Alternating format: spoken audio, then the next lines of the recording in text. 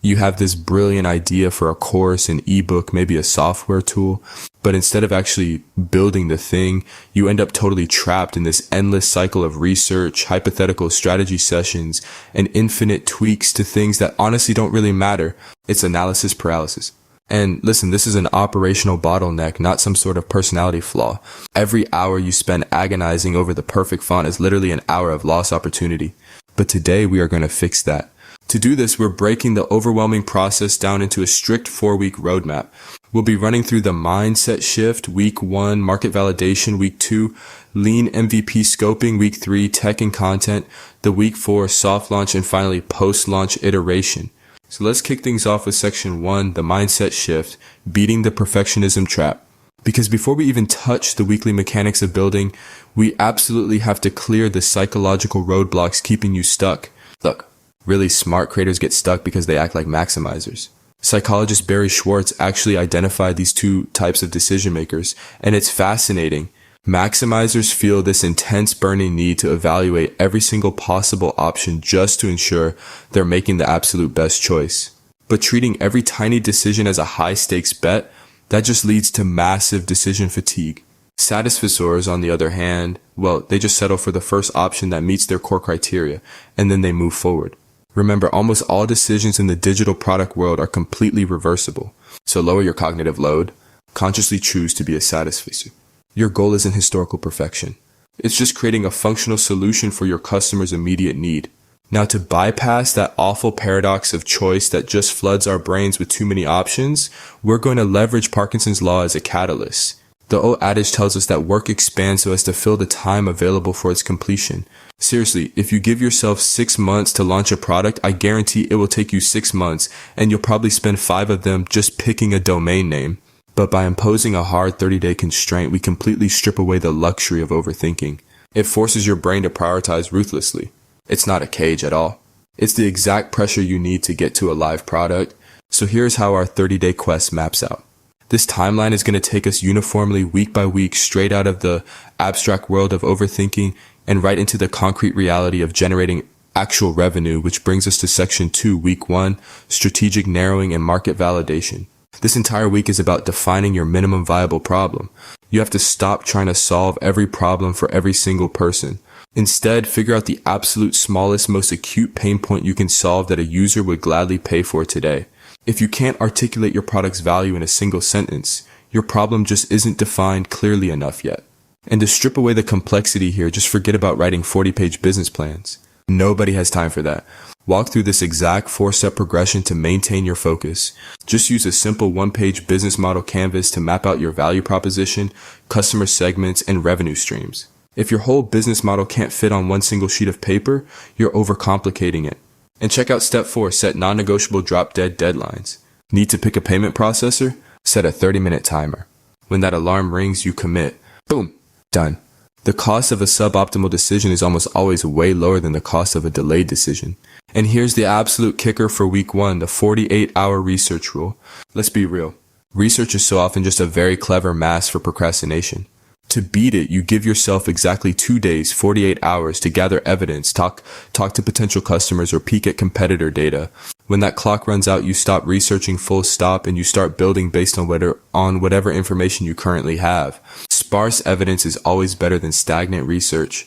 Moving right along to section 3, week 2, scoping your minimum viable product or MVP.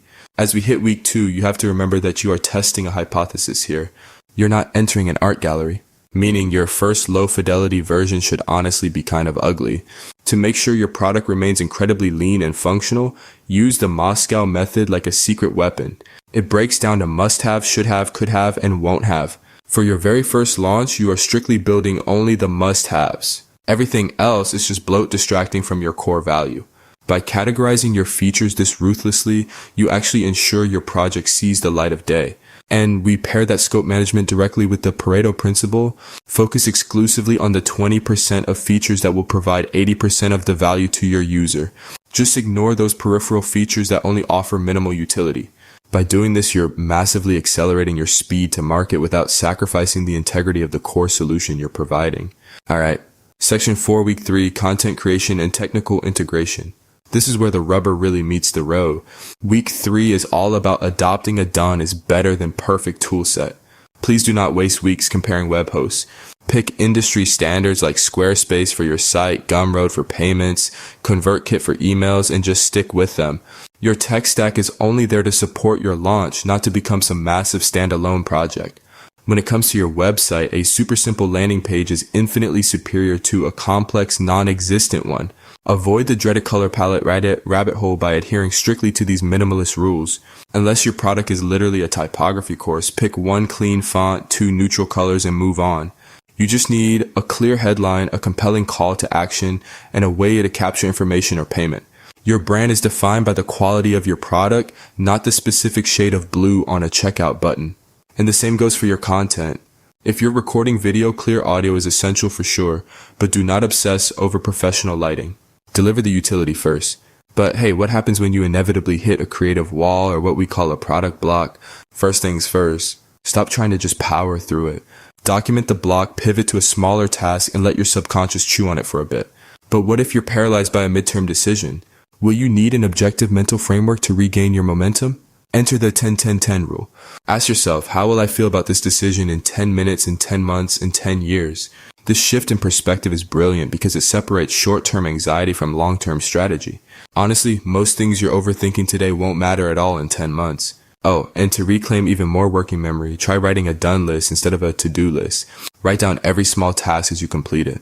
Seeing that tangible progress really reduces decision fatigue and gives you the psychological fuel to just keep going.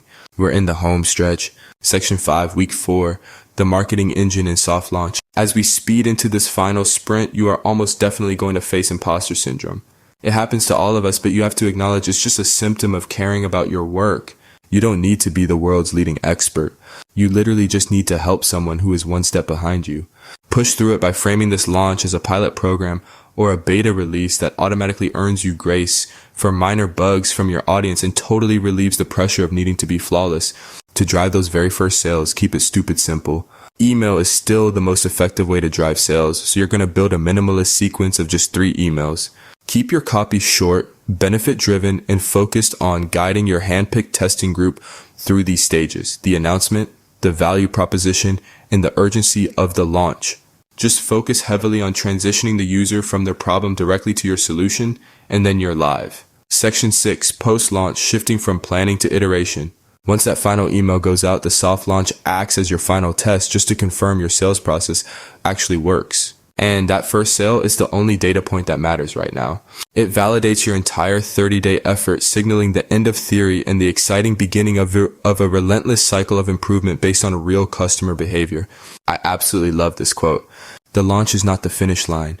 It is the starting point of the real work. It completely shifts the paradigm.